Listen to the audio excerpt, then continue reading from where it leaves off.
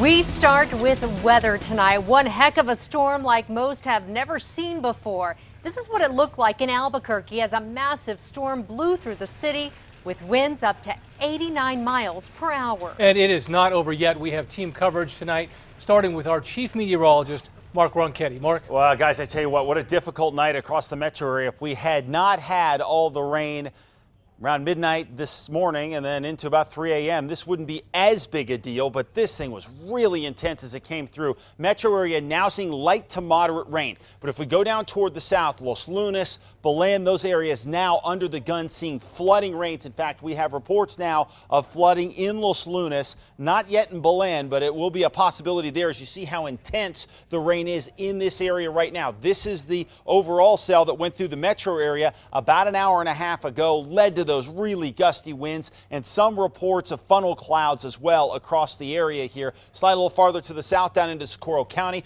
We're getting intense storms as well, not as much as we're seeing up, say, in Valencia County at this point, but we're likely to see this continue its way down the valley right now. Now, as you get up farther to the north, we're not done with the rain farther north of Albuquerque, but what we're seeing is moderate rainfall rates. And what's going to happen here is as we start to back off the rain a little bit, the drainage systems throughout the Albuquerque area and to points down to the south will be more effective in draining out the rain that we need it to. And when you keep those rainfall rates down a little bit, it will help to calm things down. Now, as far as what we're still looking at here, flash flood warning, central Rio Grande Valley up through Santa Fe County, up into areas of Sandoval County, Torrance County as well. And of course, those flash flood watches continue across the southwest half of the state. This is a shot from Los Lunas from about 10 minutes ago, and Troy got this shot for us, and you can see the flooded streets down there as this storm continues to work its way down to the south. So a very difficult night tonight after what was a very difficult overnight with all the flooding up in the heights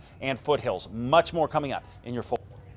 Well, it was like a hurricane hit the city. That's right. Wind toppled trees while rain flooded the streets.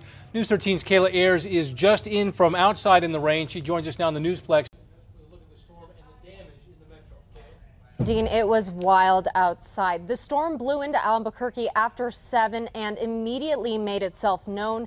Here's a look as it rolled over Kirtland Air Force Base. You see some sort of explosion and a small fire off in the distance. This was video sent in by a viewer, Christopher Rivera. We've not been able to confirm if that was a power line or something else. Strong winds gusting up to almost 90 miles an hour knocked down multiple power lines near Gibson and I-25. PNM is reporting several power lines down throughout the metro area, but said because of the weather, it's not safe enough yet to assess the damage. Thousands are without power. The wind also toppled trees, causing a mess near Old Town, and rain dumped down, drastically reducing visibility for drivers on I-40 between Rio Grande and Coors. Some people told us they couldn't even see a few feet in front of them, and drivers also had to deal with this. Take a look at how deep that water is near Central and Lomas. It covered the wheels on cars, making them look more like boats floating through the water. Small hail fell in parts of Albuquerque, and look at the mess left at the zoo where a concert was being held tonight. People took off, abandoning their coolers. It's completely flooded where those people were hanging out. Now, you did not want to be outside during this storm. In fact, there are still lightning strikes going on outside, so it's best you stay in. Dean? Thank you very much. Again, according to PNM's website, thousands of customers are without power right now because of the storms. Those outages are all across Albuquerque. Dozens of customers are also without power in Santa Fe as well.